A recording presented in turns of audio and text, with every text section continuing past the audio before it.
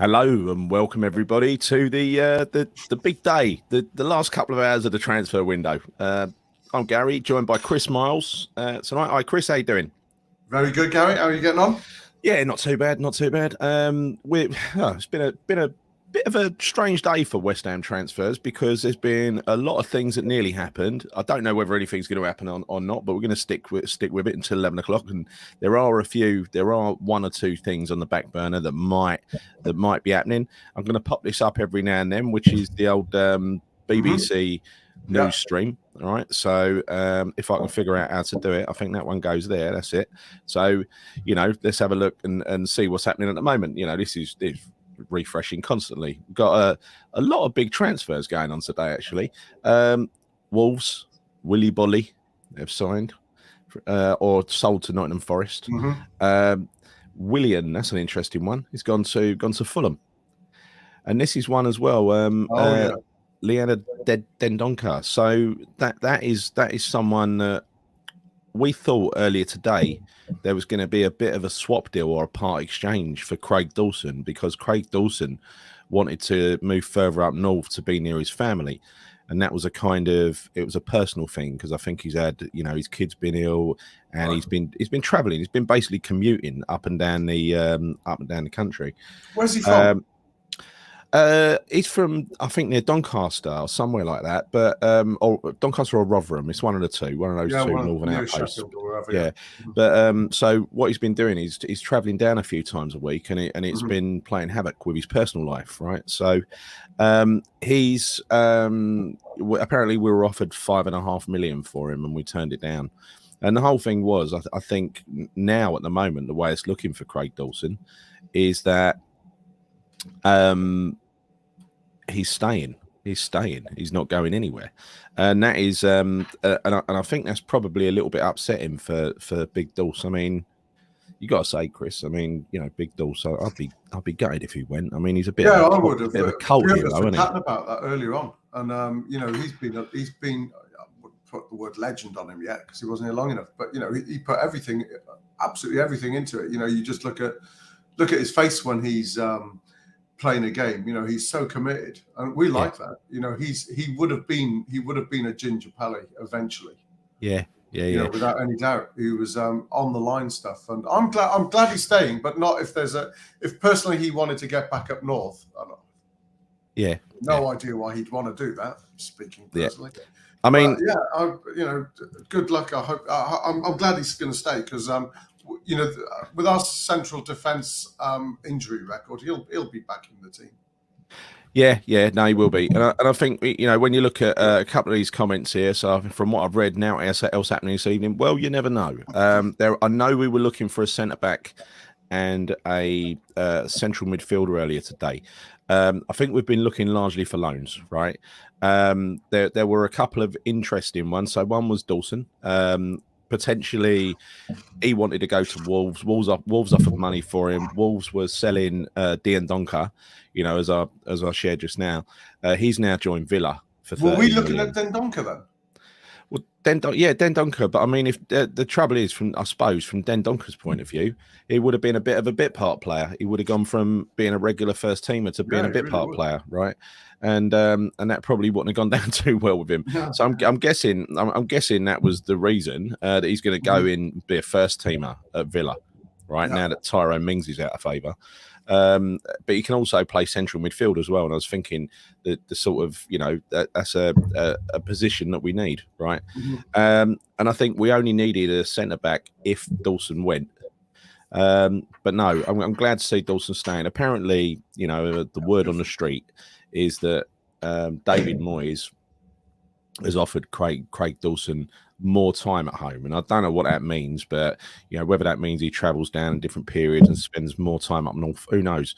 But the interesting thing about Dawson, he's played for us, and before that he played for Watford, and he's always remained living up north throughout the whole time. Yeah, that's right. So any incomings at the moment? No. So he's staying down then, isn't he? He must be staying down here for at least 5 nights. I work away, and it does take a toll, and eventually you just get to that threshold where you want to give up. And how long has he been at Watford before us? I think he was there for a couple of seasons, wasn't he? And what it I was? think before that he was at West Brom, wasn't he? So yeah. I mean, the other big news. So he hasn't done it for long, is he? The wuss. No. The other big news that happened today was Harrison Ashby. They were talking about a deal for Harrison Ashby with him going to Newcastle for $2.5 million, and the rumor was that Ashby refused to sign a new deal because he wanted first team wages. And I mean, we've heard this story before, haven't we? With various other West Ham youth team players, and I don't know what happens. I don't know whether there are a bit of a few dodgy agents, filling their heads with nonsense. I don't know, but it seems like they make a couple of first team appearances and then they want first team wages. Kind of compare that to Declan Rice, who was probably our most outstanding player, and he was still pretty much on youth team wages for some considerable time, wasn't he? Interesting comment from Hammerhead. Apparently, Dawson drives down every day. That's absolutely mental if he does. That is amazing. Yeah, I mean, will Dawson's head be right? I mean, I don't know. 3-4 hour. I don't know. I don't know if his head's be right. If his head will be right. But I think Dawson, what you see is what you get. He's a wholehearted player. I don't think you're going to get a half-cocked Dawson, are you? I think when he won't leave anything on the pitch, and I'm sure there's an agreement because he's probably I don't know. I think he's in the last year of his contract anyway. All right. So he won't be staying for much longer. But I think one thing with Dawson is, in many ways, if he'd have left now, he would have left behind a perfect legacy, right? Because it's one season that we're always going to remember where he was an absolute beast, wasn't he? And now he might just be bit part. Yeah. I think John's right here as well. He says, great point. He could train by Zoom. Yeah, Dawson will be absolutely shown the love in the next home game. I think he will. But there's a lot of love for Dawson out there and now. Mm-hmm. Gary Cray says, need a right back. Moyes made a mistake. I think that was the thing, right? In letting Ashby go potentially.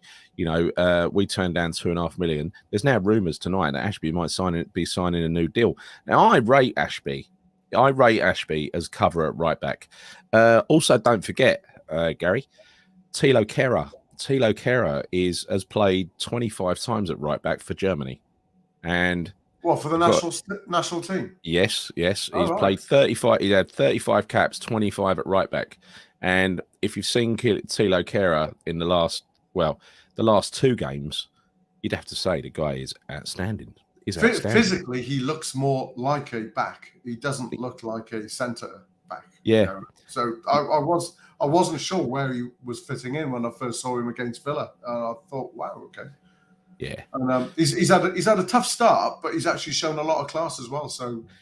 Yeah, he genuinely has. I mean, this comment from Will, I'm glad Big Dawes is staying. Oh, yeah, Big Dawes, I mean, yeah. I just hope there isn't an issue there. But I don't think there will be. He's a big boy, isn't he? What is he, 32 now? He's been there and seen it all before, hasn't he? Driving down every day is just amazing. I didn't think he did that because I heard he travelled down a couple of days a week. But if that's what he does, that's even worse, isn't it? I can't see that, and I drive that. There's no way he's doing that every day. Craven saying, look, you'd favour this as well, wouldn't you? Move the training ground to Manchester. Oh, yeah, because that's really close to Rotherham, isn't it? There's this thing called the Pennines in the middle. But there's this thing that I've got. You live up north, but there's this thing that I've got because I live down south. Rotherham, Doncaster, Sheffield, it all sounds about the same to me. It all sounds about the same. Left or right of the country. Dawson can train by video link. I before I moved here, so I'm not. I can't say anything. That's a good point. Dawson can train by video link. Why not? Yeah, I think this is great. Do it by Zoom. Rumour has it he lives in the Midlands. I don't know. I think, is Rotherham in the Midlands? I don't know. No, it's not, is it? It's West Yorkshire, mate. Well, sort we could get him a drive a cab in the city for a few days. His commute would be a picnic after that. There we go. Yeah, true. Kerr has already proven his quality centre back. So let's have a quick look at the latest transfer news. I just saw an update flash on. Let's see what's happening. In the vain hope that there's going to be some West Ham news in there. Mm-hmm. Probably won't be. But Man City have signed yet another player, undisclosed, but in brackets, a lot. Yeah. Anthony to Man United. 82 million. So Anthony, a one-word, a single word usually denotes a Brazilian. Is he Brazilian? I haven't got a clue, but 82 million. That's what Man United. That's too much. Jesus. Well, it's never too much for Man U. You've got loads of money, haven't they? Well, they haven't. Who else we got here? They're well leveraged. Martin Dubravka from Newcastle to Man United on loan. Ainsley Maitland-Niles, Arsenal to Southampton on loan. That's interesting. Aubameyang, I thought that he could have played against us on Saturday. Apparently he can't. Apparently he's injured. So that's good. Oh, what a shame. I thought, bloody hell, we're going what to time sign does another the one. window finish tonight? 11 o'clock. 11 o'clock. 11 so, exactly. Oh, right, yeah. okay. So we're going to run this show till at least a minute past 11. Excellent. If we've got something to talk about, this West Ham might go to 10 past 11. You never know. Mm-hmm. This is entertaining, isn't it? Nottingham Forest, right? Let's just take it off a minute. Nottingham, let's just scroll down. I'm just trying to get these things right. Nottingham Forest are on the verge of adding Chelsea striker Michy Batshuayi to their squad. That would be the 20th player that Nottingham Forest have signed. I mean, that is obscene, isn't it? And another one we flirted with for a while. I mean, we've signed a lot of players. That is, we've signed 8 players. Is it 8? I think it's 8. So they've signed the best part of 3 times what we've signed. Yeah. That is 2.5 times what we've signed. That is just amazing. That is just amazing. Yeah, they needed to, because with the squad they had from the Championship, they'd have been back down. Look, I get it. But can you really sign 20 players? Because the last team that did that was the last evolution of Fulham when they got promoted, signed a load of players and went straight back down again, right? So you can overdo it. Depends how he plays them. So I don't think there's anything else of interest in this in this update. Let's go back to the top, see if there's anything new. No, nothing new. Check Neil from Down Under's comment. That's quite interesting. Yep. Yeah, go on. You can drive the comments if you want, Chris. I don't mind. Can I touch? Just click on it. All you do is click on show on the comment. I can't because I'm not logged in. I don't think. Oh, okay. I'll do it. But yeah, it's interesting because that sounds more like it, which is that he's been offered a bonus and incentive to stay until Jan as a backup. It's the kind of thing you do in a business, isn't it? You say, stay for a bit longer, give him a bonus. Yeah. And that sounds very plausible. Yeah. Definitely. And Agger, how long is he out for at the moment? He's out till January, so perhaps that's what it is. Perhaps Neil's right. Is that far? No. When I say January, I mean, will we be back? I mean, the World Cup runs until Christmas, so that's what I mean. Yeah. I'm not sure what date football starts again, but you might have a point there, Neil, because that might be. You're all coming up to my gaff and watching us play Leeds. Yeah, that's right. Because it might be Aguerd cover. Because how many centre halves have we got at the moment? We've got Kara, Zuma, Ogbonna, and Dawson. There's 4, right? That's not enough. Well, no, but we need at least 4. So that must be why it is. We'll let him go in January, and then we'll have Aguerd back. Yeah, makes sense. But you know how quickly those centre halves can get injured, right? As he did. First game back, wasn't it? Yeah. So hitting back at a comment earlier that we need a right back. We have 3 professional right backs. I think we have Soufal, we have Tilo Kehrer, versatile. We have Ashby still. Who else have we got as a right back? I can't remember. I don't know. He gets 60k a week. Won't see me feeling sorry for him. Who's that Big Dulce? Yeah, probably is. Oh, another update coming in. Cherno Samba. Who the hell is that? Oh right, okay. That's the guy that's tweeting. That is Martin Dubravka. Done that, seen it. Right. No other news. So anyway, leave that refreshing in the middle. Let's carry on going through the comments. Leicester are about to lose again. Yeah, I know. They're going to struggle this season. Yeah. They're having real issues. Unless they do some amazing business today, Leicester are going to be. Who are they losing to today? Respected a lot. Who are they losing to, Chris? Man United. Oh, that's not a surprise. Man United are improving. It was 1-0 when I stopped watching it earlier. They were really poor, Leicester. I've got a mate who who lives in Upminster, actually, of all places. Yeah. And he's a Leicester supporter, and he's just crying it all over at the moment. They've just they've just given him such a bad transfer window, and it's like a lot of those kind of clubs. They're I'm not saying they're privately owned, but they've got much more limited funds than the kind of places like get from Man City. Look at this about Leicester. Look at this about Leicester. We'll come back to Forest in a minute, but look at this about Leicester is that from Nigel Rio Coca, right? You'd be worried if you were a Leicester player right now. If you look at the players being linked with a move away from Leicester, it's pretty much their top 1% of players. For the rest of the players, you'd be really worried. It's true, though, isn't it? Yeah, pretty much all of their decent players. What Matt is saying as well. My mate from Upminster is that they're really going into that kind of spiral at the moment as well, and it is vicious circle. Yeah. Southampton signed Man City winger Samuel Edozie on a permanent deal. Right, he looks like a youngster, doesn't he? Yeah, very young. That is it, I think, with the Premier League update. So we'll leave that for a little. Thank you, BBC. Let's just go back to here and take that down. Yeah, so let's get back to the comments. Forest have signed 23 players, so they have almost signed 3 times the number of players that we've signed, which I find amazing. How do you bed in 20? Because that is like having a new squad with no pre-season, isn't it? And having to learn on the job.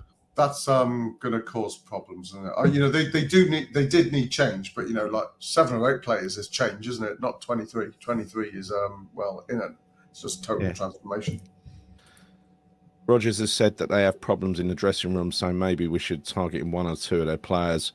Plus, he's also said they have financial problems. I wonder what happened because the previous owner, the guy that died in the helicopter, he was absolutely obsessed with Leicester, and they won the league under him and everything else. Isn't his family the owners still? His family are the owners, but I wonder if the family don't really care as much about football as he does, or if they've come on hard times or something. Yeah. I think that seems to be the case. I wasn't aware about problems in the dressing room, but the financial thing. They're just not prepared to put anything in at the moment, and no, who knows if that's a local problem for them or if it's like you said, because they're just not interested. It's quite amazing though. They've gone from everybody was looking at Leicester and saying that is how to run a football club. Yeah, we certainly were. Yeah, absolutely amazing. I mean, you look at their training ground and everything else. I mean, maybe they've spent money on the facilities rather than the players. Who knows? Didn't QPR sign a load of players? I don't know. That's where Steven Gerrard's assistant manager went to manage, wasn't it? Oh, I didn't know that. Aubameyang has a broken jaw because his house was broken into in Spain. Ah, right. Somebody alluded to that earlier in a WhatsApp and said it was because of the burglary. I didn't know if him and his wife were attacked. Chelsea or somebody, is it? Chelsea, yeah. Right. So I was thinking he was going to play on Saturday, but he ain't with a broken jaw, is he? D was Epic Ash Time, who comes on here to criticise us every time. D was still want to sell Souček. Well, again, it's like the same thing. Which one of you wanted to sell Souček then? Well, Nick, obviously. Oh, yeah. But at the same, he's responsible for Rice being crap, isn't he? Apparently. At the same time, I think you can only judge a player on their performance, and I think Epic usually calls us up on Benrahma. Now he's on Souček. I mean, Benrahma has had a good start to the season. We've given him a load of credit, and now he's on to Souček. Well, he had a terrible start to the season, but he's played really well in the last 2 games, so he's getting a load of credit. Yeah, the 2 that I took note of. Yeah, that's all we asked for. The goal yesterday as well was just his face when he scored it was just absolutely through the roof. Yeah, you guys must have absolutely you sit where I sit, as you know, and what I love to have been there last night. That was what a goal. So Nick's going to join us, it looks like, about 10ish. Also, Father Ted, Mike Brennan, will probably join us at around about, well, he said about 10 as well. He's gone out for a meal. So, forgot Johnson's a right back. Oh, yeah, of course. Yeah. Didn't we say Johnson? No, I didn't say Johnson. I completely forgot Johnson. Yeah. For once. And Agüed can play left back. What, with them ankles? You sure? Don't know enough about it. Who do you think was man of the match against Spurs? Well, let's talk about Spurs. I mean, that was a fantastic night down at I nearly said the bowling down at London Stadium last night. I mean, absolutely buzzing in there. It was. Atmosphere was great, and we genuinely took a really good side and should have beaten them. I mean, Spurs play anti-football now, don't they? They're a very sort of Italian in the way they're set up. They lots and lots of petty fouls, lots of possession, lots of time wasting, especially when we equalised yesterday. My God, they were time wasting. There's this rash that seems to be developing in football through the likes of Spurs, and it happened at Forest as well. And it's really, really industrial scale time wasting, right? Oh, Forest, I couldn't believe.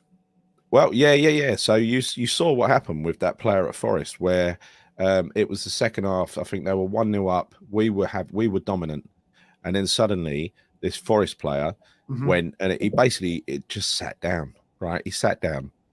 Nothing happened. There was no challenge. He just sat down, and so he refused to get up. So the referee had to call on the trainer. He hobbled off really, really slowly, as slow as he could, clapping the crowd and everything else as he went. As soon as he reached the white line, he turned around. He's ready to come back on. Jogs back on, no problem, right? About 2 minutes later, he runs into the centre circle, sits down, right, holding his leg, and it was clearly a plan, because the minute he sat down, his replacement was ready and stripped down and standing on the touchline. So what do you do? I mean, you got to bear in mind, he sat down in the centre circle. He tried to sit down as sort of equidistant as he could from each touchline. So no matter which side the referee sent him off to walk to, he could walk very slowly in that direction. So it's maximum time waste. About 3 or 4 minutes that one player wasted in total. Yesterday, Holberg did not exactly the same thing, but he did it. He did the same thing with the 2 fouls, right? Well, with a 2 spates of no injury. Both times, the first time he'd done the same thing. He went off, he come back on, looked fine, and then he starts pulling it again. I mean, they must have. I don't know whether they saw Forest do that at the weekend and thought, oh blimey, that's a proper bit of time wasting. That is. I'll have some of that. Yep. So. What was it like? I mean, I thought it was fantastic there last night, and a really great performance, and a lot of players looking, if not back to their best, almost back to their best. For me, I'd say the man of the match. You weren't there, Chris, and you were at band practice watching it on your iPad. But I would say for me, the man of the match was Thilo Kehrer. I thought he was outstanding. I know that sounds funny because he scored an own goal, but if he didn't score it, Son would have scored it anyway. Son would have put that in. Yeah, I as I said, we were in between tunes when that actually happened, and to be honest, I thought he had no choice. He's got to be seen to get it. If he'd let Son put that in, we would not be having the same opinion on it. So I think he did what he could, and it's. I thought he's fitted in pretty quickly, actually. For it's a hard position, and this guy's just come in and done it. But I didn't realise he was such a prolific international. I really didn't know that. So see, I've done this without even looking at the comments. Neil said the Kehrer was his man of the match. Yeah, it was mine too. So he must have been a lot of people's man of the match. I thought again, the bits that I did see, I thought Souček broke a lot of things up. He did. He did in the last. That was quite impressive, and he ran his backside off as well. And again, allowing Deck to get around a little bit more as well. I thought the whole team looked different, but the change seems to have happened. It's difficult because the V-Ball games, I don't know what to make of those, but the league games, I thought the change came at Villa. Yeah, against the poor Villa team, and they were a really poor Villa team actually on Sunday.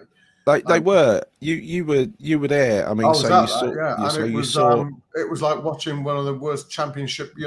Honestly, it was the worst championship game, and because of my brother, I've been to quite a few Cardiff City games, and honestly, God, it was as bad as that. So Hammerhead's saying that things pushed up a bit. Hammerhead's saying that Aguerd played left back for his last club from Morocco, and on the subject of Souček, I thought he did particularly well at Villa. Right, I thought. He was given a job to do, which was to shut down John McGinn, and he was all over John McGinn like a rash. Yeah, and he hated it. He really did. He lost his shit a few times, didn't he? Really did. When he sort of petulantly threw the ball out into the crowd, didn't he? And I love that Souček because he's just, he can do that, just get in people's faces and just be a bully, stop, break up play. And that's what he was doing yesterday. And that is when him and Declan Rice look perfect. I mean, I don't want to mention it really because no one has. But Declan Rice had a very good game yesterday, but he was in part responsible for their first goal. right? By giving trying to play a 1-2 and giving the ball away and letting them break. And you could see what West Ham were trying to do all through that first half, right? We were trying to stop Spurs go on the break, hit us on the break, and we did.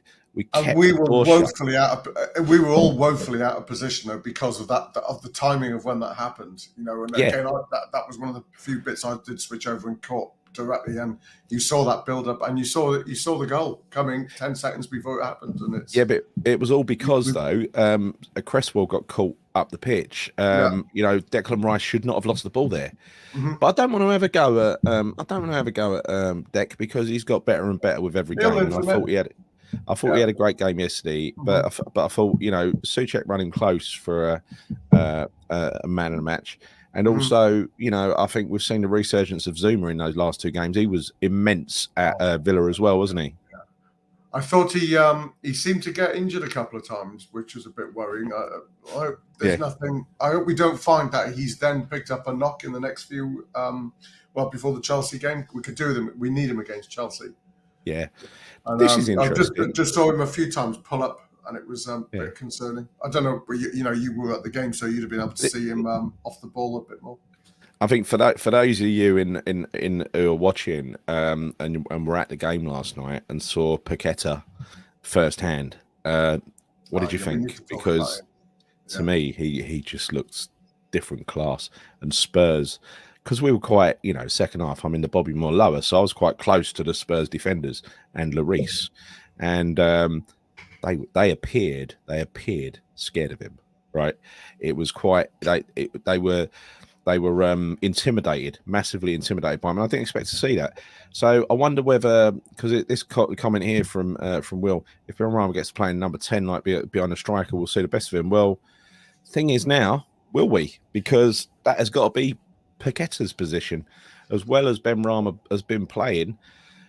Just remember, though, we're in enough competitions that these guys can still shine, and it's up to them to do it. So, the European competition isn't what it was last year, but it's still a competition, and you're playing teams like Bucharest, and we've got some big games coming up. We've got League Cup coming up. We'll have FA Cup, and they can make the difference. And these guys will get injured, so we've got to remember that. And we've got a massive. Don't underestimate it, right? The first team is not everything, as you said, Chris, right? They're all first team games, but I mean, being in the Premier League starting 11 is not the be all and end all, because people will get injured, and there is such a massive schedule of games between now and the World Cup, right? We ain't even got the luxury like we had last year of it being stretched out, like the Europa League last year was stretched out all the way to Christmas, wasn't it? Yeah, it's compressed up up to November the 20th or something, right? November the 19th or 20th. Yeah. It's going to be. No, actually, isn't the weekend? Isn't it the one before that? Remember, Sunday going to be the last lot? I don't know. I'll have to check. So do you fellas know why? I know this has been answered in the comments, but let's talk about it anyway. Why Scamacca wasn't featured? He's been ill since the day after the Villa game. Or ill since the Villa game. It's just stomach problem or something. He's got a virus. Which is affecting his throat and his gums. It could be something like a gastro or a tonsillitis or something like that. I don't know. But he's. What's your impression of him so far? Because I really like him, and the thing is with Scamacca is you can see it with Paqueta in that. Yes, Paqueta can do all the little skills and all the nice little flicks and thread a pass through the iron needle and everything, but there's this other side to Paqueta where he loves a tussle, doesn't he? And he likes a little nip. This is what we said earlier, isn't it? Yeah, because I love the fact he got stuck in. He got yellow carded as well, didn't he? Which is a great sign of a good player when he gets yellow carded on his first game. I think when Moyes sees a player like that, he's got all that flair, but has also got a bit of a steely core as well. I think that turns Moyes on. What was really cool about him, though, for one of the build-ups towards the end, we had those 2 chances at the end. He was so quick, and the pass I think he made to Emerson on his left, that was bloody brilliant. That talk about reading a player you've never played with before. And who played the ball to Emerson? Paqueta. No, they have played together quite a lot before for Leon. Oh, you're joking, right? Because he knew where that guy was, and he just sent him out to his left, and I thought he's not even looking at the guy. So what we got here since the Villa game. So we just confirming it all. So it's hold on. Let's have a look through the comments. Newcastle did the same, Gary. All game apparently. It's just why they lost. There was 8 minutes of injury time. Yeah. So they actually did. So that's why Liverpool got Fergie time. They got 9 minutes of Fergie time, and I think they scored 8 minutes in or something. So when you do it against Liverpool, you get a load of time added on. When it's done to you and your West Ham, you get. Mind you, I think there was about 5 or 6 minutes added on at Forest, if I remember rightly. So I don't want to be right. Will he be back before the Chelsea game? I assume that's Aubameyang. No, he won't.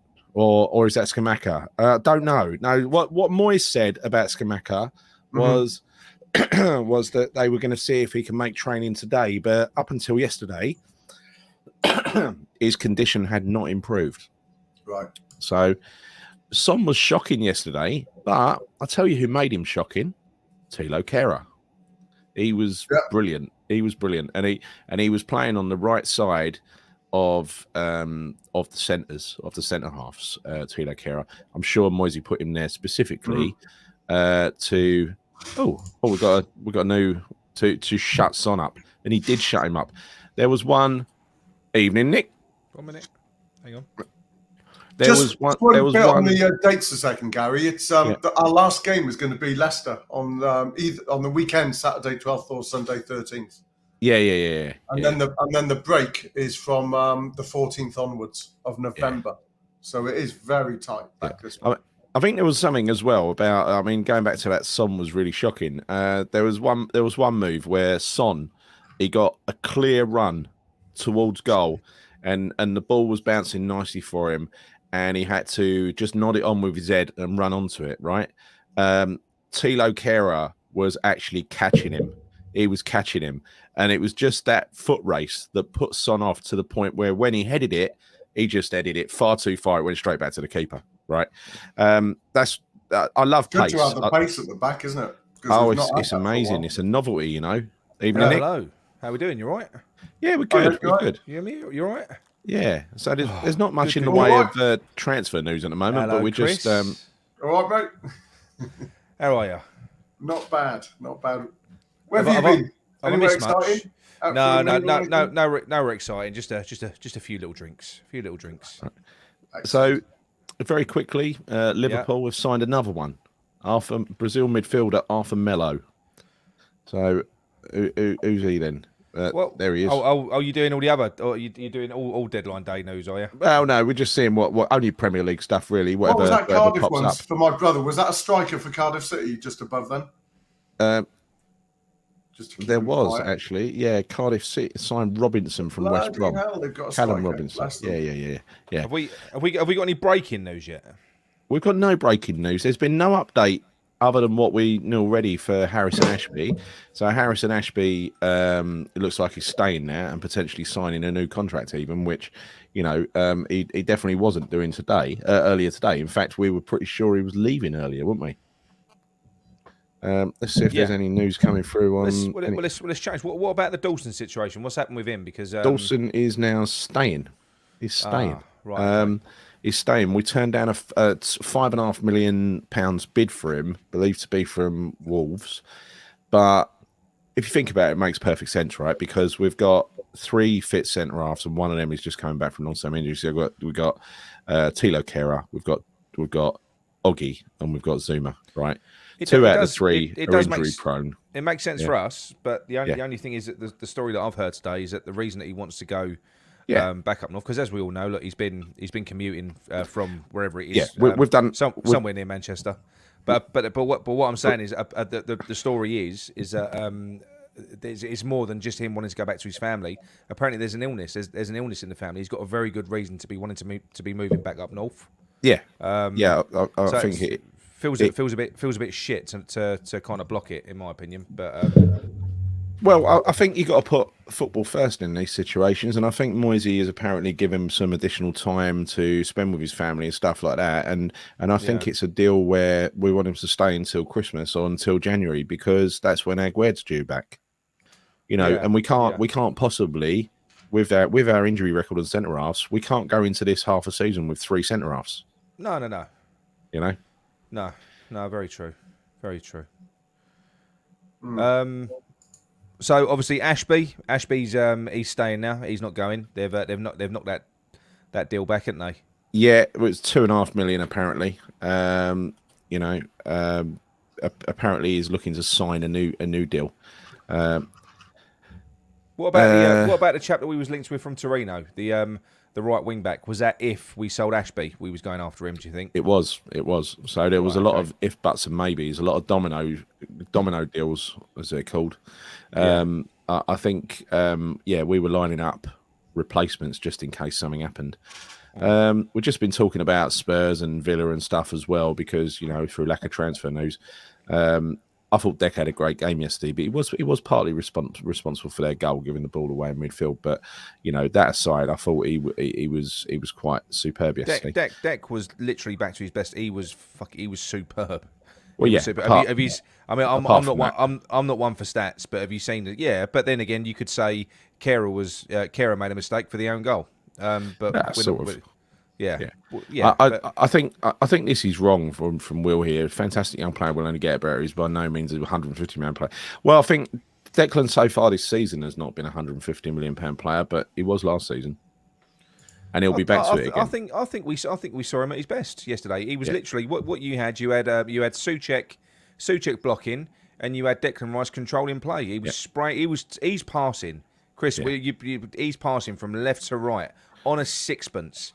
Literally switching play. He was fantastic, Rice. I think he was. Yeah, he was on it. As was Souček, my mate Thomas as well. So he was. you went that to- was good. Seems You went to back up Tottenham what last we were night. saying, what we saw. Yeah. You went to Tottenham last night. I asked for some comments about people who went to the game, about what they thought of Paqueta in the flesh. I mean, John's saying here for someone not have trained with the team at all and come to the game and play that well was brilliant. I think, to me, I'll just repeat what I said earlier. It looked to me the minute he stepped on the pitch that the Spurs defenders were shuddering.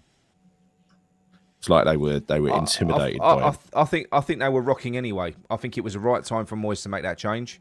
I think when we came out in the second half, we were different, we were better, and I think by that point, I think Benny was starting to run out of steam a little bit. He was brilliant up to that point, but I think it was the right time to make that change.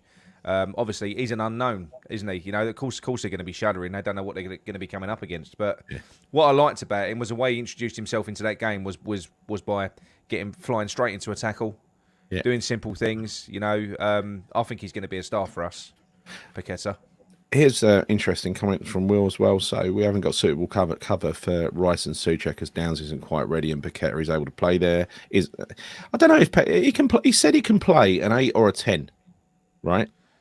Yeah, he can play anywhere in central midfield. Yeah, so that to me says he can play in central midfield, so it gives us a little bit of cover. I mean, regarding Downs, I have heard Moyes has not been too impressed with him at training, right? Which is quite worrying. Believe that or don't believe it, but it certainly it certainly would be a sort of reason where Moyes wouldn't give you a chance because he's a stickler for that sort of stuff. Was Downs playing in the European games, in the Viborg games? He got bits and pieces. He got last 20 minutes, last 10 minutes, and stuff like that. Any good? Did you? Well, he's quite a tidy player. I think he's done all right, but he's gone from a place where he was like the superstar in midfield absolutely. for Swansea, automatic selection every week. Whether but I heard, when I was reading about him and his history, I thought he was a bit of a demon trainer. I didn't think there was anything wrong with him to that degree. So can't wait to see Scamacca, Paqueta, Rice, and Kera start together. Yeah, well, it'd be really intriguing, wouldn't it, to see whether Paqueta and Scamacca can link up together. I mean, Yeah. surely that's a match made in heaven, isn't it? And I think again, if you look at Skamaka, you can see the type of player that David Moyes wants. It's a steely, someone who gets stuck in, someone who likes to tussle. That's exactly Well, what. Paqueta plays very advanced as well. You know, there was a Yeah. point somewhere about Skamaka needing much more close-up play, and Paqueta will give him that because he was really up front yesterday. He was Yeah, not that's scared the of thing. taking them on at all. If you And he do gets in the drop him penalty deep, area as well. if you do drop Paqueta deep in a position that he can definitely play, I think you'll lose out on what he's amazing at, and that's in that attacking third where Yeah, I think we're going to absolutely. need him. Right up front, Yeah. right behind. Practically, you know, like a Beardsley Shearer kind of. Absolutely. partnership. And he does that apparently for Brazil, Chris. He plays a false 9. Right. No, it's looking great. Yeah. So God, I 30 hate being so optimistic so early on. going back to our conversation from earlier, Chris, the 13th of November is the last game before the World Cup, and then we start again on Boxing Day. So That's what I said. yeah, did you? Right. We're on the we play Leicester on the weekend. Yeah. The 13th, I think, was the 13th is the Sunday. Yeah, that's right. Okay. Right. I agree. I agree with this. I think it's about time we bought a big clock, basketball style, into the football stadiums. We've got the screens, we've got the VAR, we've got the goal line technology, we've got mic'd up referees, we've got refs going over watching replays and stuff like that. Have a big clock in the corner, linked to the referee. Referee can stop and start the clock, so we can see when someone's rolling around on the floor and play acting, the clock has stopped. Mm-hmm. Right. I think that would be a good advancement to the game. I'd quite like that. I'd quite like that. But I'll never do it because they like the referee for some reason to have some big, obscure level of control. Yeah, they like the mystery. Yeah. Yeah, I don't know why we don't do it. It's done in rugby now. I've no idea why they don't do it in football. This is true, actually. If in years to come, when someone looks back at Kera's record and they look at how he started at the club, the first game gave away a penalty and then scored an own goal a couple of games later, But I think that's a good reflection of the supporters, knowing the game because, years ago, you'd hear one of our central defenders doing something, and Gingy used to get such, crap from people that were social media rubbish. A centre back, I think people now realise that when they make a mistake, it's big. Like a goalkeeper, if they make a mistake, it's a huge thing. And I think that's a lot of people are starting to have realised that. And luckily, they have more of the say. And I think that reaction to Kera and the not the forgiveness, but the understanding of what happened, I think is a really good thing. This is interesting from Glenn. Nick, what did you think? You were there at the game last night. I mean, I couldn't believe what I was seeing with Tottenham. What did you? Surely Tottenham fans are not going to be happy watching that crap, are they? No. And look, I think the issue. Look, I think we've got to be honest. Okay, the way that they play is very similar to the way we play. Typically it is similar. It's sit deep.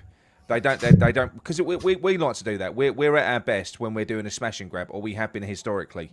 But for a team that are in the top 4 that have got all of these fucking players that they've got, they should be taking the game to someone. And I think what David Moyes did yesterday was, I think he saw that. And he thought, no, you're playing into Tottenham's hands if you go at them and you give them space in behind, almost because they had a higher possession rate, didn't they? And I think we almost gifted them the ball and said, well, go on, show us what you can do. And they had nothing. They didn't know what to do with it. And the way that they play and the way that he plays with Conte is it's just about results. That is all it is, And that depressing, and it depressing brand of football though. Like it reminds me of prime time Mourinho at Chelsea. It is depressing, and it's what we were doing, like I say, for the last 2 years. But now we're looking at evolving. We're bringing in creative players, and hopefully we're going to start playing a different different style of football. There's a bit of transfer news with West Ham interest, although not West Ham. I'm going to flash it up now. Hang on. Hold on. Where's me thingy? Right. We can stop being linked with this player at last. It looks like to Southampton. Coletta Carr has gone to he's gone from Marseille to Southampton on loan. Now, how many times have we linked with that player over the last couple of years? It's like the Lingard thing, isn't it? Yeah, last 4 or 5 windows. It's been, Yeah. So I don't least. think there's much Memphis staying or Memphis Depay. He's not going anywhere. That's it. There's no more. Now there was a comment here earlier in the in the chat about X said, "Oh, it's updating. Breaking news. Oh, here we go. Go look at this. Southampton has signed Juan Larios from Man City for 6 million. Juan. So their 4th summer signing from Man City. Bloody hell. Jesus. I was going to say the one earlier was from Man City, and he was a youngster as well, 18-year-olds. So they're cleaning out the. They're going for the youth. Yeah, they're cleaning out the Man City youth team. Bloody hell. Interesting. So, breaking again. It's all coming up. Now we're cooking. Everton signed Man United midfielder James Garner. I thought that was an actor, James Garner, wasn't it? An old actor from the 70s. Yeah, rock. I don't know, some detective thing. So X has said we can go to bed. Well, I'm not going to listen to X. We're going to grind this out until 11 o'clock. West Ham signings or no West Ham signings, all right? Oh, there you go. We're going to do. We're going to do you don't need to be in the know to know that, do you? No. Sure. Yeah. We're going to do the player ratings from the Tottenham game as well, just to sort of feel. Let's do that. I'm sorting out the graphic for that now. So. Oh, is that what you're doing? I'm doing that now. Yeah. All right. I might as well leave that up there, the old BBC thing, because that's quite good. Because that's bound to be breaking quite a few times now. Mm-hmm. It's sort of interesting to see what other people are doing as well, isn't it? He's signed quite a few players, Fat Frank, hasn't he? Yeah. Well, he's desperate. Yeah. Yeah, he really needs to. But again, there's a lot. If you look at Everton on paper, and you look at Villa on paper, they've got good squads. Yeah. I mean, they should be okay. I think Lampard's gonna. I think Lampard will be all right. I don't think Everton are in danger. I think Aston Villa are banging fucking trouble, though. I've got to be honest. Yeah, I agree with that comment, Eamon. Family should always come first, and I'm sure it does come first with Craig, and I'm sure Big Dulce has come to an a workable agreement with David Moyes. You know, if it's an agreement where we're going to let him go in January or something like, it's only another few months, isn't it? I'm sure he'll be able to struggle through. I'm sure he's going to be just our contingency plan to help us out when we got problems, when we got issues. Mm-hmm. You know. The lad we was linked with from Torino played tonight for them, so that was never going to happen. Oh, well. Feck it, I would let football come before me family if I was playing for West Ham or not. But yeah, fucked if I would let football come. Yeah, exactly. Cool. Yeah, I might get pulled up on it a bit. Yeah. Well, they all come to practically every game, though, don't they? So yeah, and I'm sure he does. You know, this thing about he can train where he lives. I'm sure he does do a fair bit of that. And there are certain players you've seen in the past who have done minimal training because they've had injury problems, right? Like what's his name? The guy with the dodgy knees at Spurs who didn't train at all. The centre half, Ledley King. Yeah. Torino turned down 4+4. They wanted 10. Oh, they can piss off. Anyway. What a shit thing to say football comes first in this instance. The guy has an illness in the family. Yeah, well, that was something that I said. I think that is not what I think, Eamon. That is probably what the football club thinks, right? The football club will always put football first, right? That's just the nature of the beast. They're not going to leave themselves with 3 centre-halves, are they? Even Gents just got in and saw that Amma's chat had quite a few viewers, and I thought, we'll come support you guys. Cheers, Chris. We knew we were going head to head tonight, and we were going to get low views, but you know what I mean. It is what it is. It is what it is. That's why we're talking about other stuff as well. So amazing transfer window. It has actually, isn't it? I mean, I'd give this transfer window even before tonight. I'd give it a 10 out of 10. I think it's been amazing. What do you reckon, Chris? I'm a bit shocked because obviously I've not been paying a lot of attention being away, and then you suddenly get back into things and you see how many signings we've made. People like Scamacca. It's just phenomenal. And also, just to go back the first game against Villa and to see those players fitting in so well, I was a bit shocked. I thought Emerson did okay. I know he's taken off, and I thought he did well, and he did well last night. Kehrer looked really, very athletic for a centre back. We don't normally get those kind of guys. Yeah. Really impressed so far. A bit disappointed Downs hasn't broken through, but let's see how he gets on. Yes, been brilliant window. Who else have we pulled this window? Well, with Aguerd, Areola. Yeah, yeah. So Downs. Aguero is a real shame because he went out in the first game. Yeah, it was first or second game and done his ankle against Rangers, wasn't it? I mean, it was his own sloppy play in the first place. That's right. Yeah, the friendly. They don't seem to be. This doesn't seem to be refreshing very much now, so I might as well take it down. Hang on a minute. Let's have a look. That's one game I did watch. Lampard can take me to the next level. Lampard can take me to the next level. Thinks James Garner. All right then. All right, James. All right. So I went past where they're building their stadium about just before I went on holiday, and that's interesting. So I can't see it being ready for next season, but it's quite good. I've been watching that build. We've signed some game changers, says Paul. Yeah, we have. We've signed. We definitely have. Tyler, I'm on holiday at the moment. The Spurs fans wasn't happy and walked away from the big screen. That's funny, isn't it? That's funny. I'll tell you what, right? I was reading some fan comments today. One of these compilations. I think I found it on the news now, saying where you've got all the, the fan feedback and some of the bitterness from Spurs because they didn't win. I saw the usual KUMB one, and that's, that must have been it. So you have maybe 100 comments because there were loads, weren't there? There were loads, and probably if you picked out of that 100 comments, probably 5 had common sense, right? The rest of them were just bitter and embarrassing, Depressing brand of football for a depressing bunch of people. I find it quite fitting. Yeah, so do I. Yeah. Yeah, let's not forget Cornet as a signing this season. I've just remembered him. Yeah, and it's another one I think is a good signing as well, Yeah. I like Cornet. Well, he worried us. The time was, obviously with daughter's boyfriend being a Burnley boy, we've watched him well, and he was gutted that he came to us, but obviously it was never going to happen with him being in the Championship. No. Going to be a good job, a big job to integrate all these new players in the starting lineup. Yeah, but I think like Nick said the other day in his video, we ain't signed a load of random pieces here. If you look at Emerson, they seem a good fit, don't they? Yeah, if you look at Emerson, their pegs nicely. Emerson, Cornet, and Paqueta all played together at Lyon a year ago, right? They know each other already. So Emerson was from Lyon as well. I thought he'd come from Rennes for some reason. No, he's from Lyon as well, and he also knows him from the Brazilian team as well. Right? He's a Chelsea player, Chris, that was out on loan last year at Rennes. Right.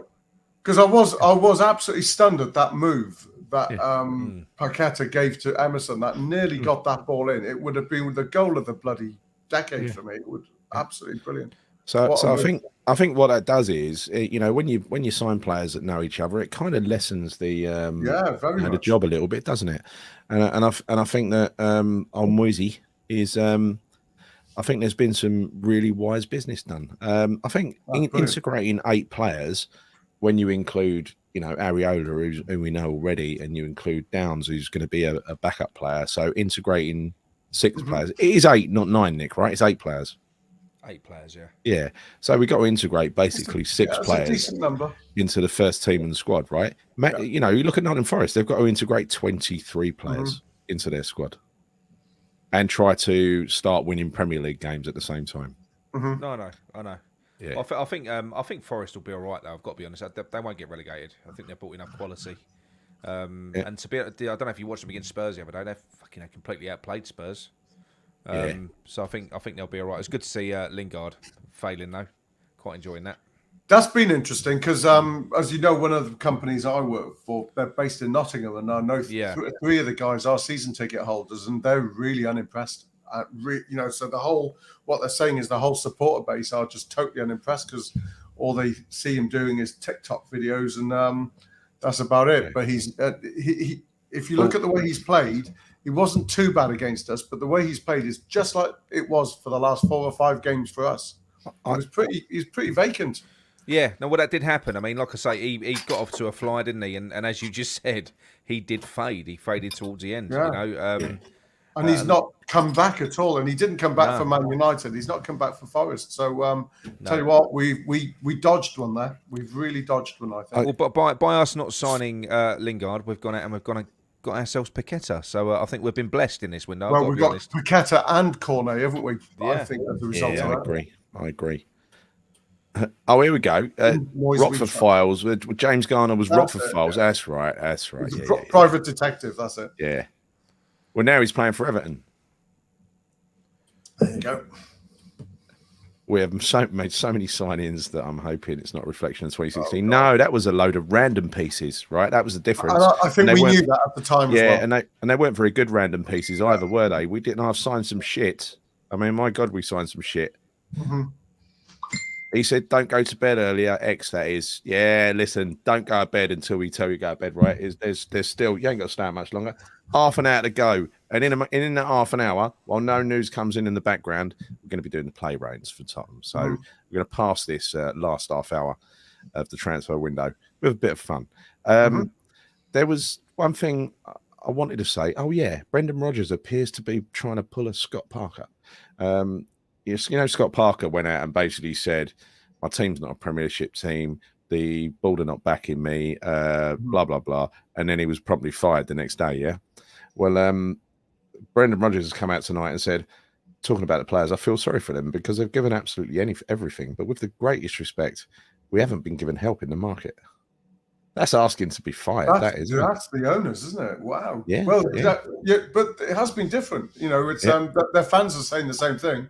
So Oh, You don't it's even such a think shame of because I'll tell you what, right? When Leicester won that league, that Premier League, we were all supporting Leicester. It was like, yeah, it But- gave us all hope. but they turned into such a bunch of twats afterwards. I mean, it's not a. I went there with you, didn't I? It's they really rate themselves. I mean, they started to think that it wasn't a one-off freak event. They started to think they were Premier League You know title what, contenders, though? didn't they?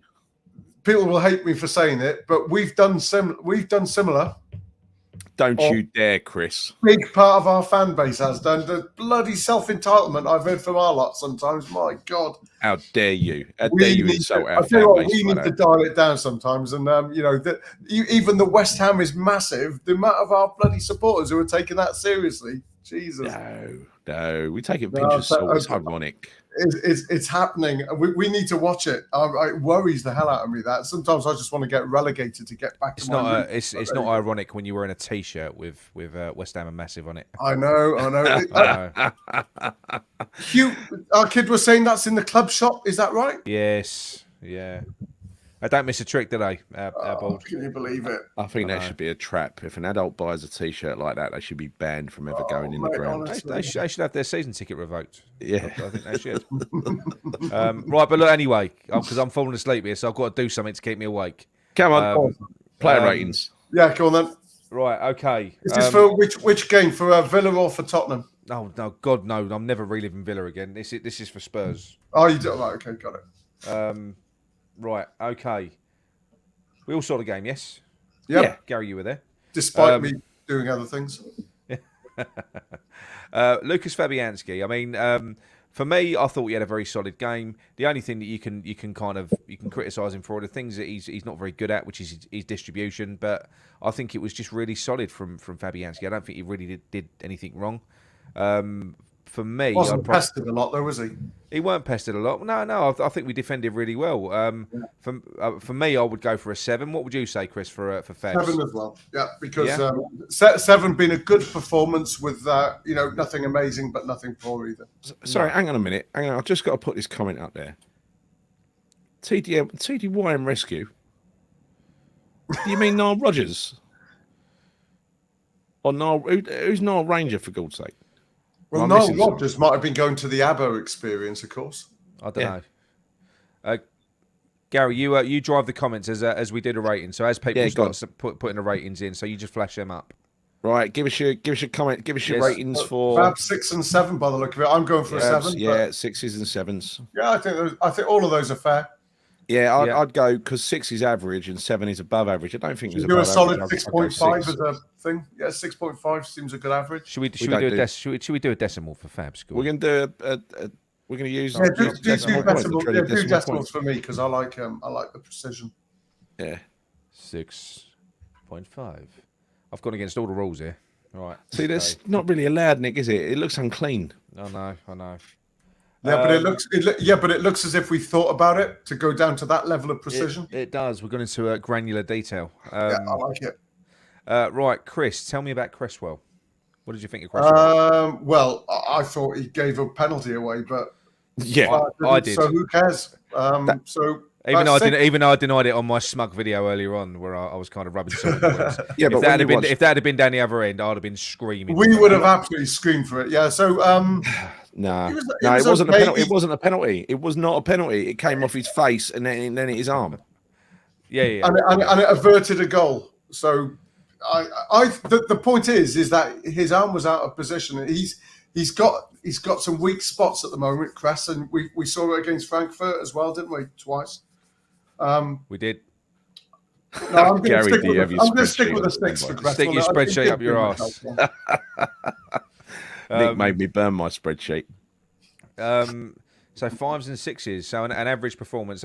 I think that's probably fair, to be honest. Yeah. I don't. It definitely was. It wasn't an above average performance, was it? No, it definitely wasn't. No. I'll give it and what was Cress like at getting forward in that game? Because it was okay. It was okay. I mean, look, to be fair, in the first half, we weren't really getting forward that much. I mean, we were. It was kind of.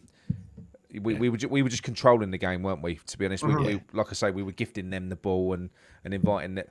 Look, they did their job, but I do think that the man that we're going to go on to talk to in a bit made all of the difference to our defence. Back to that penalty, right? Back to that penalty. I know you said to me last night that you were going to, in private, say it was a penalty, and in public say it wasn't a penalty, right? Yeah. However, I watched the reason why the penalty wasn't given today, and you watch the replay, and it's clear that Kane heads it onto Cresswell's head and it bounces off of his head and it's his arm. That is not a penalty by the rules, right? Okay. So it's not a penalty. So it wasn't a penalty. However, so that's why it was there was actually there was two things that pissed me off. Number one was the way, I hate it the way all players do it, but they appeal for it straight away. But the way the referee he didn't even hesitate. He just pointed to the spot. He didn't even think about it, right? I hate that. Yeah. But yeah, by the rules, there was actually a Tottenham channel that I watched today, because believe it or not, there is a fair Tottenham channel out there. Go away. So Gary, can you not read comments before you flash them up, Gary? Oh, sorry. I mean, fuck me. If it hits your face and then it hits your hand, it is not a penalty. Yeah, no, that's right. So I could head the ball onto my hand and then punch it, and I'd be all right. Yeah. I don't believe that. Right, Vladimir Coufal. I'm going to go for an average on this, even though his second half I thought he was very, very good. I thought in the first half he was below average. In the first half, I thought he was poor defensively, but in the second half he was brilliant. He clicked into life. He had a different look about him in the second half, and I loved the quick throw in, for Antonio for our goal. That was really quick thinking. He put in one or two good crosses, which I'm not used to from Coufal, because he doesn't do it very often. And also that beautiful cutback where the two fucking Brazilians got confused and missed it. Yeah. As well. So I think for Coufal, for me, like I say, it was above average for the second half, so 7, and he was average or below for the first one. So I'm probably a high 6. So because I've gone decimals on Fabs, I might have to go decimals on Coufal as well. I think you're letting yourself down with decimals. I think it was a 7. Why? Is it? There is a Czech handicap. Do you realise that you gave Coufal the same score as Ben Rama for the Aston Villa game? Because average Ben Rama changed the game. Listen, what is average? Average is just doing your job effectively, right? I think he'd done a little bit more than just doing his job effectively. I think he did brilliantly well in that second half. So for me, that is why he was awful in the first half. Though. Look at the ratings, average and above average. I don't think he was awful. I don't think he was awful in the first half. I think he was all right in the first half. I thought he was average first half. The difference with Coufal compared to his previous games is that he was getting forward and making something of it. But yeah, he was in the second half. He was actually really good. He is still a bit of a weak spot for his pace. And I can't remember defensively. Tell me the last time Coufal stopped a cross coming in. Yeah, he got pulled many times. He doesn't. He's a fullback. Yeah. He doesn't stop crosses coming in. And Cresswell's just as bad. Yeah. Neither of them. I'm going 6.5. I'm in However, control. you know, I'm pulling rank. Right, hang on. What are we doing here? well, you'd have to be above me in rank to pull rank. But anyway, Well, I am. Who's controlling this? oh Look, yeah, the there you CEO of Claret and Booze. go. I am. There we go. Yeah. Right. So, Kurt Zuma. Gary, tell me about Kurt Zuma. Kurt Zuma was once again very dominant and done a really good job in following Harry Kane around. Right, I thought he had a very, very good game. I'd give him an 8. Yes, I'd go with an 8. I think him and Karen need to just sort of get tied up a bit. You know, we've been talking about the other guys getting on very well. I just didn't think those two banged into each other a few times, not physically, but they gave the guys a little bit too much space sometimes. But Zuma's been magnificent for 2 games running. It's a pretty now. tough one to say. So 8 is a definite. For that. That's fine. You can have. I would have gone 7 on Zuma, but I'll let you. You can have that. You pick Zuma, because I think the standout centre back by a country fucking mile was Kehrer. I think he was quite possibly, apart from the bloke at the top of the pitch, the best, one of the best players on the pitch. He was a Rolls Royce. So I'm going to go on to Kehrer now. So give us your marks for Kehrer. I thought he's literally given us something completely different at the back now. You saw Fabianski, Zuma, Cresswell, that they was giving him the ball when he was under pressure. Didn't matter. He always finds a pass. His pass success rate must be insane.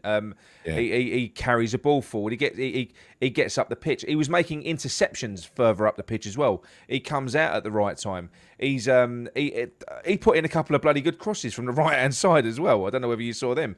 That was a fantastic performance. Tell you what, he showed Harry Kane no respect. He had Kane and Son in his pocket, the pair of them. Yeah. Honestly, amazing. I hate the way. I'd still only give him an 8, but there's some 9s going in here, and I understand why. But I'd give him 8 just because. No, I'd give him a 9 all day long. A 9. Too much for that. He was incredible. I think what I hate about these comments is that the decimal point has found its way into the comments as well, getting like 7.5. Yeah, I know, that's Chris's fault. Outrageous. To start something like that, there's no going back. We're going to go to 2 decimal places next, aren't we? No, do you know what? I'm going to clean this up, people. Right, so I'm rounding down. I'm not rounding up. So Sufel was going down to a 6. Hang on. And so is Fabs. Yeah, right. I think because the decimal was meant to be the average between ours and the comments. It wasn't meant to be. No, I mean, we weakened for a minute there, Chris. I know. Chris, we weakened for a minute, but we've outlawed the decimal point previously. Fuck decimal points. Yeah. Right. Okay. Who needs accuracy? Exactly. Right. I think. Yeah. Go on, Gary. You go. No, Chris. Go on. You go for Souček. Oh, I'd give it a go. He's had such a. I'd go for a 7. A 7? Yeah, I'd go for a 7. Even with the goal? And also, actually, no, with the goal, I'm going to go 8, and possibly would have been my man of the match because I just think he just showed what I haven't seen in him for quite a few games. And so 8 is absolutely more than fair. Actually, more than fair. Yeah, I think he was brilliant. I mean, what like I said, that is the first time I've seen Declan Rice and Souček working together in a defensive midfield partnership. I can't remember the last time, you know. And what that was, Souček was breaking up play. He was doing what he does really, really well. He was being a destroyer in the middle, really effective. And Declan Rice was controlling play. They were brilliant. They worked well together. They were fantastic. But Lee's having a laugh. Look at this. He's gone for 8.3. Come on, Lee. Lee. No. Well, if you're going to use decimal places, at least use it properly. And he has used it perfectly. Well done, Lee. Yeah, I'm completely all over Souček for an 8. I thought it was amazing. I'm in agreement with that. No, nobody wants to see us sell some of these players. I mean, I know we were talking about it a few weeks ago with like Ben Rama and then Souček, etc. I ain't fucking defending our position. We were just judging them on merit, and they didn't have very much merit. No. Right. That's it. Very quickly on Rice, I'll do Rice. 8 for me all day long. It was a proper captain's performance. Like I say, I'm not one for stats, but if you have a look at the stats on him in that game, it is insane. Literally, he unbelievable. Back to his best, and like I say, his passing is just fucking delicious. It's on a sixpence. The way he sprays a ball around, epic gash time. Epic gash time. I'm not being funny, right? Right. Yeah. Okay. No. Right. Rice 6. Just on Um, Epic's comment, right, well, not comment on his score. Yeah. The one thing with Rice though is his long range shots are bloody awful though, aren't they? He really He had a Yeah. good. He had a good shot of his Like that. the thing he saved. Rice is not a 9 in my opinion. I think he was an 8. I don't think he done better than Souček. No. But I don't think they're comparable. I think they both Yeah. complemented each other. They did different jobs, and it works. That's kind of the whole. It worked really, really well. I think what's been going on over the past year, they've been having a tug of war for different roles and stuff like that. Just fucking stick to what works, and that's what they got back to yesterday, and it was beautiful. Loved No, it. bang on. I agree. And Mickey, are you suggesting a high 8? Are you suggesting an 8.7 or an 8.8? I hope you're not, Mickey, because that's just Yeah, we've but he's already not ruled using out a decimal decimal point, so he's okay there. Oh, Eight- Glenn, eight and back to three the quarters, fraction. old school, Get in there, old boy. school. That's Right, it. That's go on, Gary. Gary, you can have 4 nows. Fornals, I thought he did a fabulous thought job. he When I was saw him unreal. playing as, you got the formation wrong. It was 3 at the back, right? But I was really, really worried when I saw him playing as a left wing back. But my God, that boy put in a shift yesterday. I thought he did brilliantly well, and I think he richly deserves a 7. 7 above average. Yeah, no. I probably would go with that.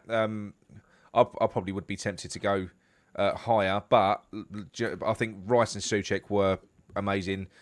Fornals was really good though. No, we'll give him He a was. 7. No, Fornals only gets about Fornals was about similar to Sufal for me on that game. No way, He was really. turning around all the time. It wasn't. No. That last shot was like bloody hell. I could have done better. No, he should have Fornals. nailed it. He had so long for that ball coming down. Fornals, certain things. I mean, obviously, He's got to be nailing that shot on target. And it went. Tell you what, it would have missed you boys at the back of the BML. But the thing is, that I can understand, and I'm saying this is someone that travels to. You go to more games than me, Chris. You go home and away. But there's certain players where you can only really truly see their value. I think when you do go to the game and you see the effort that they put in. Fornals does not stop fucking running, does he? Yeah, but it's not about effort, though, is it, boy? He does not stop. He doesn't stop running up. And yeah, but Sufal's the same. Sufal makes an effort. But they're a different level of player, Chris. They are. Sufal's a £5 million fullback in my book, and he did really well in the second half yesterday. He was really, really good, but he's got. Well, I always listen to your valued reasons, but I'm sticking at a 6 for old Fornals. Yeah. Okay, that's fine. Well, we'll vote. So, Gary, are you going for a 7? I'm going for a 7. I'm going for a 7 without a doubt. Pelted at him. Oh, Chris, Is that a joke? Chris, you've been outvoted. Yeah. Right. Ross, that has got to be a joke, though. It wasn't pelted at him. It was passed quickly. No, that's a pelt. That's a pelt. I think you're fine because Ross was standing next to me, so it was a pelt. Right. Okay, Chris, you can have Ben Rama, people. Benny? Yeah, well, we were behind that goal, Chris. Benny. Someone was nearly killed. Yeah, no, true. Right, Benny boy. I didn't really know. Epic Gash Time wants me to change Rice to a 7. No, I'm fucking not changing him to a 7. I'm going to give Benny a 2 in a minute just to piss you off because I know you love him. Right, go on, Chris. Tell me about Ben Rama. I didn't really notice him a great deal, so I'm just going to go 6 because I didn't really. That's just an honest opinion because I wasn't watching the game as much as I should have been. So yeah. I think he was brilliant. And I think he was probably our only positive attacking outlet in the first half. He was really. I mean, look, Antonio was as well. But what I mean is, Ben Rama, we could give him the ball, and I think he was good. He did make a few funny decisions yesterday, but on the whole, I think he was superb. Wasn't his best game this season, but he was still he was better than Bowen. Well, if he carried on what we saw on Sunday at Villa, then he was better than it weren't his best performance. So I probably wouldn't go above a 7 for him. Because, like I say, he's been better than that so far. But he was still good. He was still very good. By the way, Kera's still on an 8. You need to make him a 9. Oh fuck! Yeah. Oh, what am I doing? Okay, yeah, good point. Right, so Benny is a 7. Right, Gary, Bowen. Bowen, listen, I thought what we've seen in the last couple of games with Bowen. First of all, we saw 40% Bowen. Last game against Villa, towards the end of the game, we saw maybe a 60% Bowen. I thought yesterday we saw a 70 to 80% Bowen. He's getting back to his best, and I thought he had a really good second half. But let's not dress it up and say it was a great performance, because it was a good second half performance. He didn't take on like no. But he's at a the bit same time, reluctant, isn't he? yeah. But listen, Chris. I mean, Spurs were kicking him all game, right? Mhm. Yeah. They were taking it in turns to kick him, and they were going for him, and they were trying to injure him, right? More than once he was on the end of a bad tackle. In fact, he was on the end of a bad tackle probably about 5 times. That's a typical. That is what he does. That is what he instructs his players to do. That fucker, that's manager. Yeah. So What are we seeing here anyway? So you see 6s. I'm going to give him a 6. I'm going to give him a 6. I don't think he deserves a 7. I think it was on balance across the whole game, probably average. That 6 feels right. Yeah. Yeah, no, there's a few low marks going in there, but I'll tell you what. I think he grew into the game, didn't he? Yeah, I think I really enjoyed him. I really enjoyed him towards the end of that second half. I thought he got some of his pace back, and he looked a genuine threat. They were. Do you know? I did notice against Spurs though. They were trying to kick him off the park as well. I mean, yeah, there was. Oh, right. They're dirty bastards. I think somewhere I watched earlier they said they were targeting his Achilles. Yeah. Right. Okay. I'll take Mickey. And yeah. Right now, for me, this guy put in a superhuman performance. Yes. It was obscene, the fucking shift that he put in, and the quality for a couple of chances that he got. I mean, that my favourite passage of play of the game started with Kehrer, ball zipped through to Fornals, flicked through to Benny, straight onto Antonio. He chops inside, whips it round. It's that post, but then he gives that that it was a magnificent assist. For Souček. No. He was brilliant. He did not stop running. He does not stop. He was getting bullied. He had Eric Dyer all fucking over him. That was quite a good battle they was having. But he never gets a foul. For me, as good as Kehrer was, and he was amazing. He was class. Antonio, for me, he's my man of the match. So he's a 9 or higher. So for Antonio, for me, is a 9. So what would you say, Gal? Well, I would say I agree with everything you just said. I thought he was incredible. I mean, he was chasing lost causes. In addition to what he was doing up front, he put in tireless work in the middle of the pitch as well. And quality as well. His passing was on point. Everything was great. That ball round the corner, which was right in front of me incidentally, that ball round the corner to Souček was amazing. I mean, sometimes he just does something. He just does something off the cuff like that little cross that he played. Do you remember in Europe last year where he played that little cross to someone? Yeah. He just does something completely unorthodox. He did that on purpose. He did that on purpose. What he had, I think it was Ben Davies was behind him, and he's literally he's shaped to go left. Ben Davies is gone, and he's just turned back round, flicked it with his right foot. Ben Davies is still running. He's waiting for Antonio to go down. He lost him completely with a shrug of the shoulders. He was superb. But it's just instincts, isn't it? When he does something like that, absolute instincts. He really does love to play Spurs. He does something against them. He might not score, but he got an assist. No, he was superb, and like I say, and that's what people do need to understand a little bit with. Scamacca is a completely different type of striker. He's a class striker. He is, but Antonio is a good player as well. We're lucky. We've got 2 fantastic fucking players here. Just because we've got Scamacca in doesn't mean we need to discard Antonio. Antonio is a brilliant player also, And the good thing is Antonio, if we can use him sparingly when he's fresh like that, he's unplayable to a degree. I agree. If you got to play him every game, then no, it ain't going to work. He'll get fatigued. He turns to shit. But if you can just use him every now and then like that, or get him to that sort of level, then brilliant. But anyway, let's go to Ogbonna next. What did you think of Oggy when he came on, Chris? I didn't see him, to be honest. Well, let me take this one. The minute he stepped on the pitch, what's his name with the white hair? Richarlison done him, yeah. He done him God, and ran at him and exposed him for pace. But I'll tell you what, that was the last time he got exposed for pace, because later on in that game, Richarlison tried to do the same thing for him and he just blocked him off with his body. Pure experience. Yeah. So he caught him cold.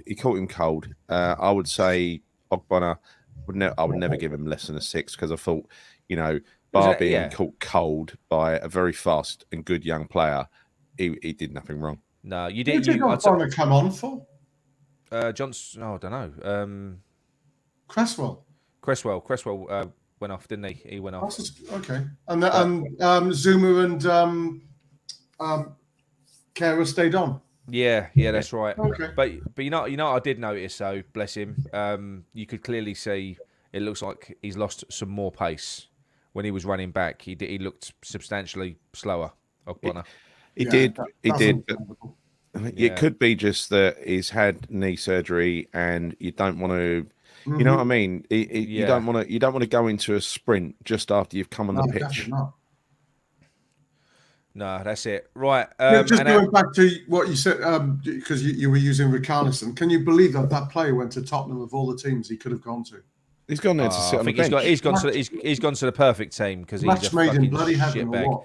I loved what Antonio said on because he did the kick ups and he got scissor tackled, didn't he? Yeah. And I think it was Antonio said, he said if I'm up front and Antonio's doing that at the other end of the pitch, he said I'm running all the way back and I'm taking your legs out. I caught that. That's literally what he said. I'm taking your legs out. I tell you what, though, nobody likes him. What was it? What was the at the end of the game? Did you see anybody go? Any of our players go and see shake hands with him or anything? Because no. Well, I loved Piquet because when we played Everton last year, that was definitely he was ignored. Yeah, no. He's really not a liked player. He doesn't. He's got a face that you want to punch, hasn't he? He really has. But the I thought that thing with Paqueta was great when he came on, because he's a bit fiery and all. He really is, isn't he? He really gets involved. Yeah. But he did it. He came in. I loved seeing him kick Sanchez up in the air, and then he went straight after the ball again. And he managed to get a little nibble in on Richarlison, and he kind of he had a little tantrum, didn't he? Yeah, the little leg flick. It was it was good to watch that. I enjoyed that bit. Right, Emerson. I think. Again, I can't really. I think a 6 is fair enough. Just an average performance. I'm not going. I've gone more than that. What for Emerson when he came on? Would you? Yeah, it was only because of one move, and it was that move, the move I was talking about. That Paqueta got that ball, Emerson's ball through, which went past. He's got quality. He has got quality to watch. But it was at 5 or 6 minutes he was on. So I suppose I'm struggling to understand the negativity around Emerson a little bit. It's like the negativity. It's like negativity after Kehrer for his first game where he gave a penalty away. But this was before he even came in. People didn't want him, so I can't really understand it. People see him sitting on the bench and not getting in the Chelsea team and think, he can't get in the Chelsea team. He's not good enough for us. Well, it's nonsense. He's good enough for us. No, he looked good. Very competent play. He fitted in well on Sunday. So yeah. I'm going to go with a consensus, Chris, because there are a sea of 6s in the chat. Can't argue with that. Not for 6-7 minutes of play. We are in the last 5 minutes of the transfer window. Right, Gary, tell me about Paqueta. This is the last one, and then I'll move on to David Moyes. I'm not going to need the donkey. I just loved everything about Paqueta. It was exciting just seeing him come onto the pitch. When he came on, he had such a presence about him. You could feel it, and you could see the panic in the Spurs defence. And he tried to do everything every time he got the ball. And when he didn't have the ball, he tried to go and get the ball. And he didn't care how he got the ball, whether it was through fouling someone, having a little nibble, having a little niggle. Loves a tussle. This player is going to be so fucking good for us. Yeah, absolutely. He's a different level. And look, I know it's going to mean that perhaps Benrahma or Fornals have to step aside, but they're going to get game time. We've got enough games to give everyone game time. But at the same time, if you've got a player like this, he's different class. You've got to use him. But what I will say is, before you score him, Gal, we're expecting extremely high things. We've got high expectations from Paqueta. So I think basing it on that, okay, it was a good debut. It was a good, solid debut. but not really too much happened, did it? So it was good, but it weren't. I'm not going to go like nine. It not nine even and 10. met. I'm not It going to not go even 9 and met 10. the teammates, or he'd not trained with them. He'd barely met them. He just turned up, put his shirt on, and played 25 minutes in the Premier League and did bloody well. Right? I know. But what I'm saying is, I've got a higher expectation of him. So for me, I think that's probably going to be like an average game for him, so or above average. Yeah, but I don't think you can give him more than a 6 on what he delivered. No, that's what I'm trying to say. That's what I'm trying to say. Yeah. The comments are pretty spot on, aren't they? You know, 7 seems perfect to me for what he did. All right, so, 7. you know, 7. What was Just it, 20 minutes? Just for booting Sanchez up in the air and Yeah, he gets an extra point for worth that. probably a 10 actually. Yeah.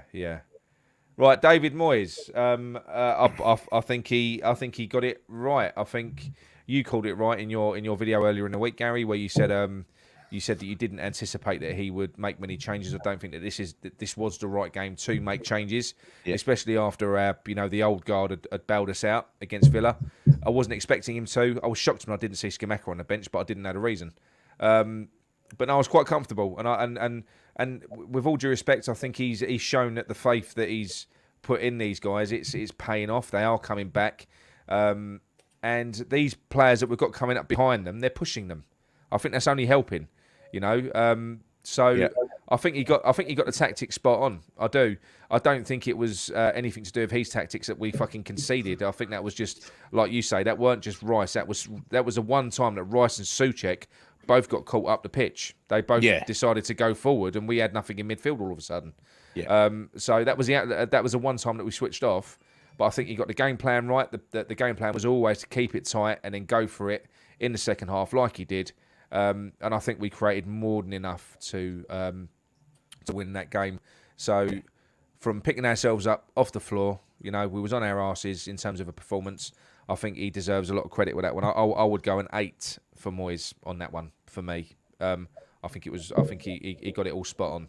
Got the subs right as well. Even Emerson, I think he brought Emerson on to basically comfort Paqueta. I actually think he did that. I think because they've got that, I think he brought Emerson on into the team to be close to Paqueta. So Paqueta had someone in the team that he's familiar with. Even that made fucking sense, that he did that. So he could have actually brought Cornet on, like Mitch is saying here as well, because he knows he knows Cornet as well, right? Cornet. The defense was tired, and he's very direct. But I think I don't know why we're not seeing much of him, Cornet. Yeah. No, I don't know. I think he's going to get Euro game time though, and Cup game time. Yeah. Just got to wait his moment. He'll get his moments. I'd give him an 8 as well. Yeah. You happy with that, Chris? Definitely. Yeah, absolutely. For all the reasons you said. And I think also I'm a little bit surprised because I was concerned with Moyes watching the first few games that he was doing the stubborn cliche that we've seen. And I think he's shown this time he is, well, with the signings, he's prepared to make the necessary changes during the game. But massively. We'll see how we go. It's such a difficult job because he sees those players in training. We've said this so many times. He sees the players in training, we don't. And he sees how they interact together. But it just the stubbornness thing, which I disagreed with a lot of you guys last season about this, but I start to see it at the start of the first couple of games. He's got to start our best 10, best 11, and I'm just wondering if he'll go back to type if that doesn't happen with the right players. We'll see how we go. It's very early days at the moment, especially with this new squad. But he's got to take risks. The one thing I would say is, Chris, what I disagree with Moyes, and that is this obsession with we've got to bed them in, and in his way of bedding players in is to not play them. Well, what we've seen with Kehrer is, and this is a defender that was played out of necessity when he came in because we didn't have any other centre backs. Straight in. First game was shit. Second game was better. Third game was supreme. Fourth game was unbelievable. That is how you get a player to acclimatise to the Premier League. Mm-hmm. You play them in it. That is how you get them to adapt and get better. Yeah. Well, he did with Lingard, didn't he? The second he started, he put him on. This is true. Lingard ran out of screen. this is true what Mitch says, because this surprised me when I saw Moyes after the game. He was gushing. In fact, I think he had a semi Right. about Paqueta. He was absolutely gushing over him. You know, someone with flair and can also do the dirty stuff as well. What that says to me is that this is a Moyes signing, and he wants it to work. Yeah. That's a great point from Mitch, though, because if Moyes does actually praise a player, you know he really, really likes him, because you know he says very little about most players. I know. I love his underhand comments that the compliments that he gives Ben Rama, where he gives him one compliment and then he digs him out on backhand the next minute. Right, look, man of the match anyway. So everyone, what's your man of the match? I'm going to go. We'll let you choose in the chat actually. Yeah. My man of the match is Antonio. Gary's is Kehrer. Chris's. I went for Souček just because of the goal. You went for Souček? Just because of the goal. Yeah. Right. So let us know what your man of the match is anyway. Right, let's collect man of the matches. And while we're doing that, there's a few questions in here, right? Very quick fire questions. One from Lee says, right, who is our favourite signing out of everyone we've signed? What's the signing of the season so far for you? Paqueta for me as well. Nick? I'm going to go Kehrer. I think Kehrer is going to be our hammer of the year. For 10 million, I think it's going to be Kehrer. Okay. Over the last 12 months, we've signed the big boys pretty much go out and play CDMs. Do you think anyone will come in for Rice next season? What's that? I think yes. Do we think we're going to sell? Do you think anyone will come in? And I assume Chris means Kehrer man of the match, by the way. For the right money. Yeah. Yeah. So there we go. Yeah. Well, Kehrer man of the match, is he getting lots of it? He is. Yeah. He got lots of a sea of. Yeah, it's got to be Kehrer in it. Kehrer is magnificent. Okay. Yeah. So let's go down the rest of the comments. The transfer window has now officially closed. Let's just quickly share the screen again, if I can get it right this time. Let's just wrap up. So Brendan Rodgers is really trying to get sacked. He's come out and really put some more detail on what he said earlier, but basically saying the club have done nothing for 2 windows. Chong has signed for Birmingham. Cheech is joining next week. Done deal. Carlos Vinicius from Benfica signed for Fulham, whoever that is. I'm sure he's good. Andre Gomez from Everton has joined French Ligue 1 side Lille on loan for the season. And that concludes our transfer window, a summer transfer window for 2022. So, what else we got to talk about? Anything before we close? No, nothing. What about Chelsea? Oh yeah, we're going to get Chelsea at the weekend, can't we? You boys going? No, I can't this weekend. I've got my son's team. They're starting. Well, it's not the season hasn't started, but we've got our first friendly on Sunday. Mm-hmm. Yeah. So, but it's all kicking off now. It's a Saturday game, mate. Just remember that.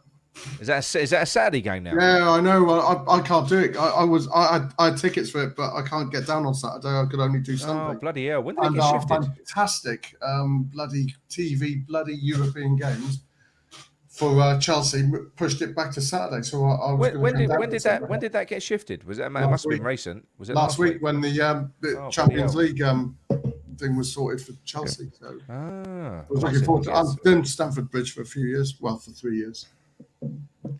But, yeah, I had your tickets last year and went, didn't I? So that was last week. Good omen. Yeah, I think let's just do a quick score prediction. So I'm going to go against Chelsea. I'm going to go 1-1. Chris? I was going to say the same. So I'm going to go 1-0 to Chelsea. I'm going 3-2 West Ham. Right. Perfect. Well, so that's it. We've stuck through it until the transfer window is closed. No transfer business. But it's been a blinding window, isn't it? It's been absolutely brilliant. So we didn't really need to do any more business. Happy with what we got. I don't think we needed any more players. Not really, you know. No, it's great, isn't it? That we're not disappointed for not having any business on time. Yeah, it was nice. Yeah, it's nice coming into transfer deadline day and not giving a shit, really. Yeah, just you know. Yeah, it was good. It's nice to watch all the other clubs not sign anybody decent. 2-1, I think, actually, that's probably the most likely one to us. I've got a feeling we might nick this one, but that's probably just put the death on it. I do feel it's really good timing because we're on an upward curve. Chelsea are on a massive downward slope at the moment, and I think it's really good time to be they're playing also them. a wounded animal as well, which is also dangerous sometimes. But Paul's gone overboard. Paul, you have to go overboard. Didn't you? Do you know what though? Some of those extreme ones, they're the ones that hit it. He could have nailed it. Red boys. Doesn't happen often though, does it? I remember people saying that. I remember 2 people who predicted the 3-0 at Anfield that I went to, and they nailed it, and I just laughed at them. And then when the third goal, was it Lanzini's? I can't remember, went in. I thought, there you go, they've got it. Yeah. 66 quid mine won for that. It was a wonderful day. He only put 50 pence on it. Yeah. Brilliant. So look, we are done. Thank you for joining, Chris. It's been nice to get back into the good to have season. you back. It's been ages. Nick, thanks for eventually joining. Yes. Yeah, thanks for coming on. And that is us done. End of transfer window 2022. We'll be back probably. I don't know. You doing a show tomorrow, or we're just going to be back on Sunday night? No, we're back on Sunday morning. Sunday night for the Sunday night booze up. It's to nice talk that about window's the Chelsea closed now, win. though. Yeah, I'll see 8 that. o'clock Sunday night. Join us if you can. No more talk about transfers for a while. So until Sunday, see you soon and come on, Up the hammers. Yeah, you guys.